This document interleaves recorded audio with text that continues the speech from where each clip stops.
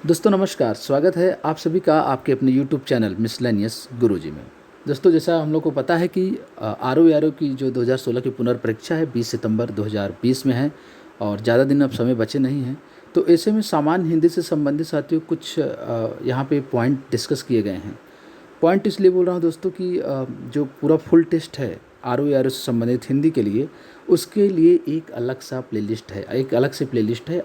मैं आपसे दोस्तों रिक्वेस्ट करूँगा कि उस प्लेलिस्ट को आप ज़रूर देखिए। उसमें 25 से ज़्यादा वीडियोज़ हैं और सभी जो है दोस्तों वीडियो में बहुत ही अच्छे कलेक्शन है, संग्रह है, प्रश्नों का संग्रह है और सभी कठिन शब्दों को उसमें जो साथी होते हैं उनको भी डिस्कस किया गया है। तो आप उसको ज़रूर देखिए।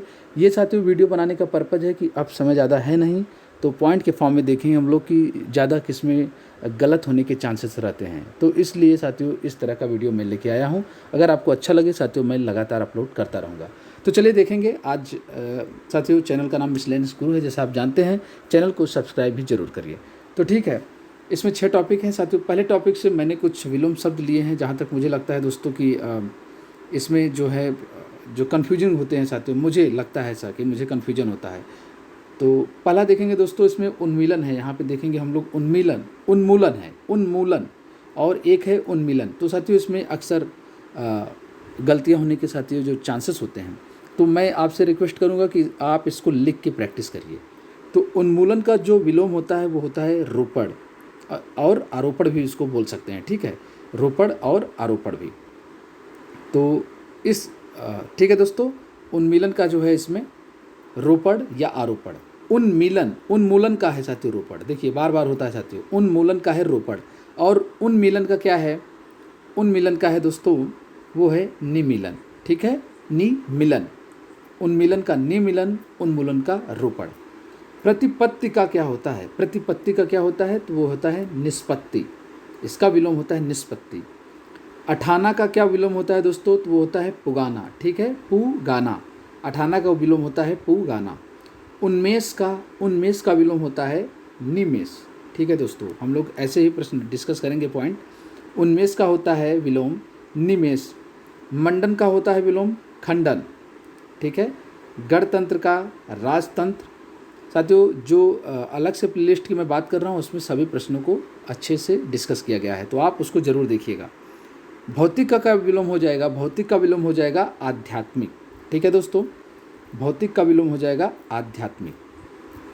यहाँ पे देख रहे हैं अनुलोम, तो अनुलोम का विलोम होगा प्रतिलोम और विलोम भी। अनुलोम का जो विलोम होता है वो विलोम होता है दोस्तों और प्रतिलोम भी होता है। ठीक है, अनुलोम का उल्टा प्रतिलोम भी होता है, और अगर ऑप्शन में विलोम दिया है तो विलोम, या प्रतिलोम दिया है तो प्रतिलोम। प्राचीन का हो जाएगा, इंपॉर्टेंट है दोस्तों, याद रखना है आपको। प्राचीन का हो जाएगा अर्वाचीन। अस्थावर वेरी इंपॉर्टेंट है दोस्तों, मैंने देखा है कई बार आरो। और दोस्तों एक बार आपको और बता दूं एक बात, जितने भी ये सब आरो की परीक्षा में ही पूछे गए हैं, ऐसे ही पॉइंट उठाए गए हैं। तो अस्थावर का हो गया जंगम। विनद का हो गया दोस्तों, इंपॉर्टेंट है ये भी, उद्दत। ठीक है, विनद का हो गया उद्दत और उत्तम का हो गया अधम। अधम मतलब दोस्तों क्या होता है? नीच होता है। उत्तम मतलब अच्छा होता है। ठीक है, तो इसमें हो गया दोस्तों उधम का उत्तम। चलिए, अब ये तो साथियों कुछ विलोम शब्द के थे। यहाँ पे आपको याद रखना है कि उन्मूलन का होता है रोपड़ और उन्मीलन का होता है निमीलन। यहाँ पे ये भी अस्थावर का जंगम होता है, इंपॉर्टेंट है। प्राचीन का अर्वाचीन। विनद का उद्दत, यहाँ से अक्सर मैंने देखा है कि पूछा जाता है। और अठाना का जो होता है पुगाना, और दोस्तों यहाँ पे उत्तम का अधम। चलिए अब देखेंगे दूसरा पॉइंट हमारा क्या है, वर्तनी शुद्ध। दोस्तों मैं इसको आपसे एक बार रिक्वेस्ट करूँगा कि ज़रूर लिखिए, ये आपको लिखना है। जब तक लिखेंगे नहीं साथियों कन्फ्यूजन हो जाता है। ठीक है, तो यहाँ पे मैं पहले कर देता हूँ। ये इस तरफ पे दोस्तों शुद्ध और यहाँ पे अशुद्ध है। ये दोस्तों अनुगृहीत, पहले हम लोग देखेंगे अशुद्ध। अनुग्रहित, या फिर दे देगा आपको अनग्रहित, तो ये सब साथियों अशुद्ध होंगे। ठीक है, इसका जो शुद्ध होगा वो होगा अनुगृहीत। इसको एक बार लिख लीजिए आप ज़रूर, 2-3 बार लिख के प्रैक्टिस करिए, अनुगृहीत। ठीक है दोस्तों, यहाँ पे ज्योत्सना है। ज्योत्सना अक्सर लोग गलत लिखते हैं। ज्योत्सना अक्सर लोग गलत लिखते हैं, क्योंकि ज्योत्सना साथियों, ज्योत्सना का जो सही रूप है वो यहाँ पे लिखा गया है, आधा ज यू, आधा त और दोस्तों आधा श फिर न होता है, तो ये है ज्योत्सना, ये बहुत ही सही है। और साथियों यहाँ पे शब्द है आध्यात्म, तो ये भी गलत है। हम लोग अक्सर बोलते हैं आध्यात्म, लेकिन साथियों होता है क्या, अध्यात्म, ठीक है, अध्यात्म। कोमलांगनी, कोमलांगनी मतलब होता है दोस्तों कोमल अंगों वाली, लेकिन ये गलत है, कोमलांगनी नहीं होता है, कोमलांगी होता है, ठीक है, यहाँ पे कोमलांगी होता है। अनापेक्षित, तो ये भी गलत है दोस्तों, याद रखिए अनापेक्षित नहीं अनपेक्षित, और जब तक आप लिखेंगे नहीं कंठस्थ नहीं होगा आपको, ठीक है। अनापेक्षित का अनपेक्षित होगा शुद्ध। आविष्कार भी गलत है, इसका जो शुद्ध रूप है वो है आविष्कार, आविष्कार है दोस्तों, ठीक है, यहाँ पे जो इसका शुद्ध है वो है आविष्कार। श्रृंगार दोस्तों बहुत ही बार पूछा गया है, मैं आपको आज बता देता हूँ। श्रृंगार जब आपको इस फॉर्म में दिखेगा तो ये गलत होगा, लेकिन आपको लगेगा कि ये सही है। अगर दोस्तों स्र है, ठीक है, अगर आप पूरा स्र और री लगाएंगे तो ये हमेशा गलत होगा, इसलिए पूरा स्र नहीं लिखना है आपको, आधा। अगर री यूज करेंगे, री का प्रयोग करेंगे तो आपको आधा स्र लिखना है, उसके बाद री का ही आप यूज करेंगे, ठीक है, उसके बाद ही री का यूज कर सकते हैं। तो इस तरह का ये श्रृंगार देखिए बिल्कुल सही लिखा हुआ है, ठीक है। श्रृंग लिखना हो आपको तो भी ऐसे लिखा जाएगा, ठीक है, श्रृंग पूरा अगर साथियों स्र है और री लगाएंगे तब ये गलत हो जाता है, याद रखिए। चलिए बहुत इंपॉर्टेंट, बहुत ही फेमस, उज्ज्वल। देखिए दोस्तों यहाँ पे लिखा हुआ है गलत, उज्ज्वल का जो लिखावट है वो है, ठीक है, ये सही साथियों इसका रूप है उज्ज्वल का। दुरावस्था में साथियों हम लोग को भी बड़ा कन्फ्यूजन होता है, दुरावस्था नहीं होगी साथियों, दुरावस्था होता है। और प्रत्युपकार का साथियों ये गलत है, ये इसका सही हो जाएगा प्रत्युपकार। तो साथियों आप इसको ज़रूर लिखिए, और दूसरा भी साथियों वीडियो अब अपलोड हो जाएगा थोड़ी देर में, तो आप इसको दोस्तों ज़रूर लिखिए, लिख के प्रैक्टिस करिए। चलिए अनेक शब्दों के लिए एक शब्द, अभी देखेंगे हम लोग अनेक शब्दों के लिए एक शब्द क्या है। तो पहला युद्ध की इच्छा रखने वाला, बहुत ही बार पूछा गया है दोस्तों, बहुत ही बार। युद्ध की इच्छा रखने वाला क्या होता है, युयुत्सु, इसको बोलते हैं हम युयुत्सु। और युद्ध की इच्छा रखने वाला साथियों युयुत्सु, और युद्ध की इच्छा रखना तो युयुत्सा होता है। आपको कन्फ्यूजन नहीं होना है, बिल्कुल भी कन्फ्यूज नहीं होना है इसमें। युद्ध की इच्छा रखना अलग बात है, युयुत्सा है, लेकिन युद्ध की इच्छा रखने वाला उसको बोलते हैं युयुत्सु। मदिरा पीने का प्याला, इसको बोलते हैं दोस्तों चषक, और आपको कंफ्यूज करने के लिए ऐसे दे देगा विकल्प में चषक, ठीक है, ये वाला श या फिर चस्क, तो ये गलत है सभी, ठीक है दोस्तों, यहाँ पे ये सही होगा, ये चषक सही है। चलिए वह कन्या जिसके साथ विवाह का वचन दे दिया गया हो, ऐसी कन्या जिसके साथ विवाह का वचन दिया गया हो उसको बोलते हैं हम लोग वाग्दत्ता, ठीक है। अगर पूछता कि वह साथियों लड़का जिसके साथ विवाह का वचन दिया गया है उसको बोलते, अगर लड़का होता साथियों तो वो होता वाग्दत्त, ठीक है, वाग्दत्त।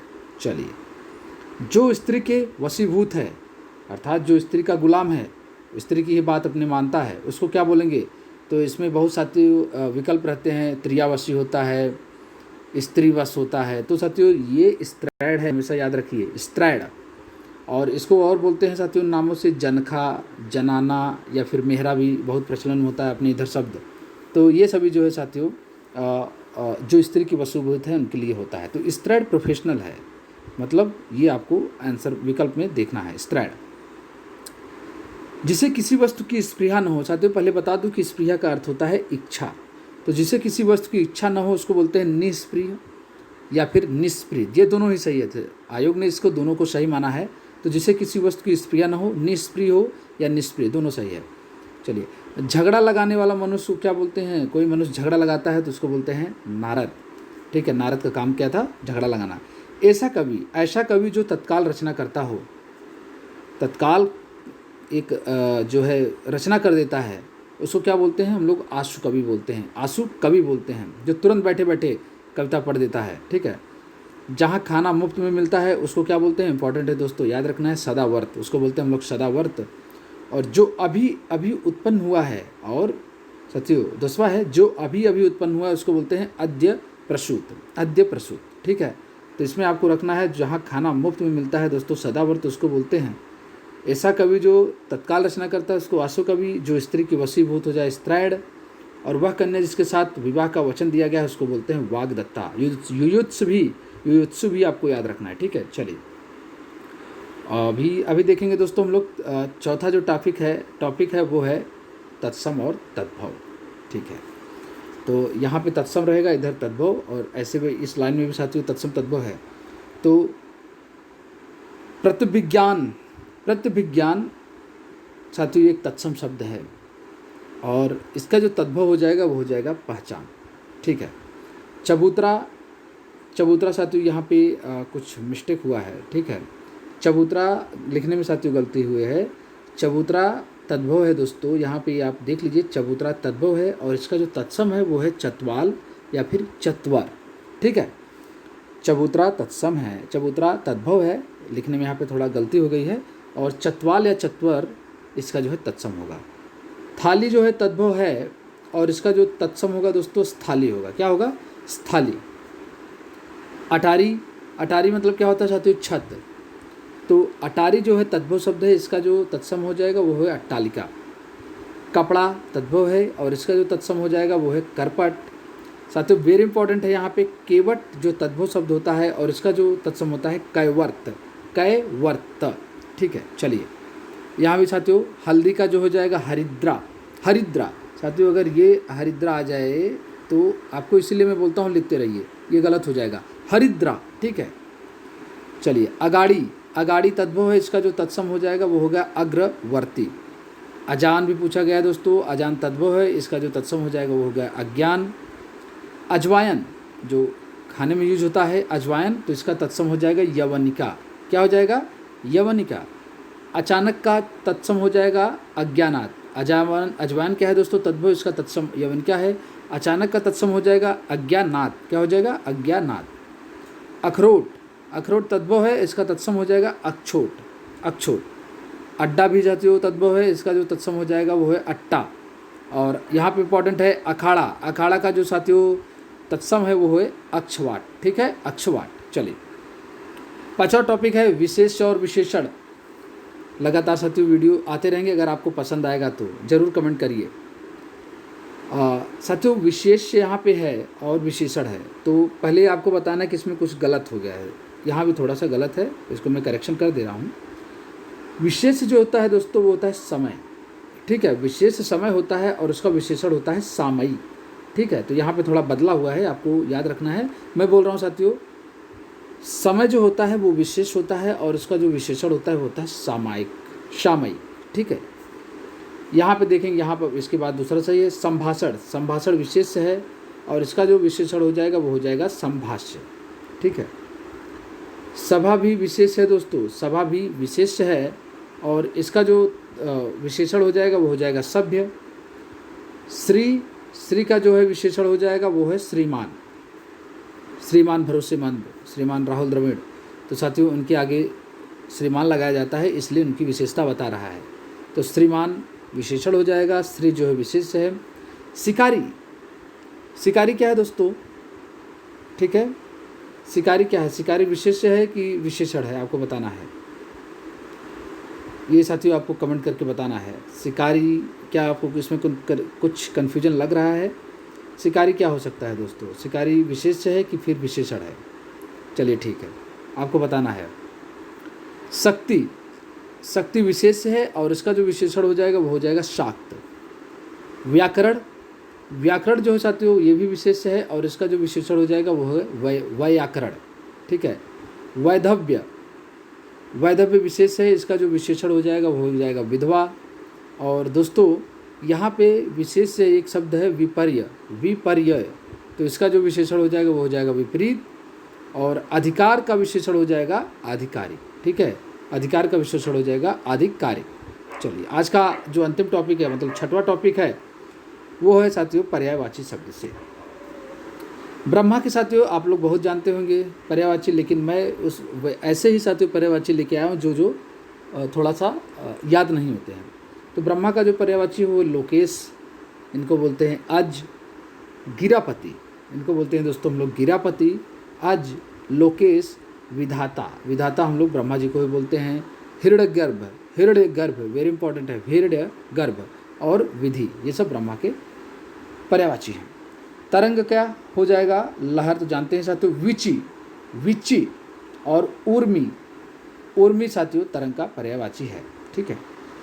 चलिए, और यहाँ पे देखेंगे दास, दास का पर्यायवाची क्या है साथियों, परिचारक, किंकर, वेरी इंपॉर्टेंट है साथियों, किंकर, भृत्य, अनुचर, सेवक। तो ये इसमें याद रखना है, परिचारक और किंकर को आपको याद रखना है, भृत्य भी याद रखना है।